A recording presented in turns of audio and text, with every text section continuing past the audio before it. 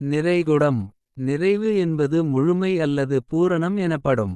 நிறைகுடம் என்பதை பூரண கும்பம் எனவும் அழைக்கலாம். நிறைகுடம் வைப்பதால் வீடு மங்களகரமாக காட்சி தரும். எமது உள்ளங்களிலும் நிறைவு ஏற்படும். சைவ சமயத்தவர் மங்கள நாட்களிலும் விசேட தினங்களிலும் நிறைகுடம் வைப்பர். நிறைகுடம் வைப்பதற்கு வேண்டிய பொருட்கள். தலை வாழை இலை செம்பு அல்லது சிறிய குடம். தேங்காய் மாவிலை நெல் நீர் குத்துவிளக்கு. மஞ்சள் மா அல்லது சாணம். அருகம்புல் வெற்றிலை பாக்கு பழம் திரி விபூதி சந்தனம் குங்குமம். தேங்காய் எண்ணெய் பூமாலை பூக்கள் என்பனவாகும்.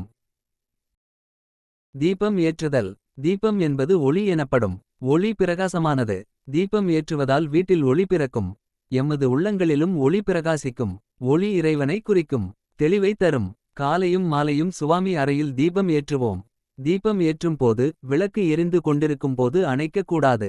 தீபம் ஏற்றும் போது தீய எண்ணங்கள் மற்றும் எதிர்மறை எண்ணங்களை தவிர்க்க வேண்டும். மேலும் தீபத்தை வழிபடும் போது இறைவனை முழுமனதுடன் வழிபட வேண்டும்.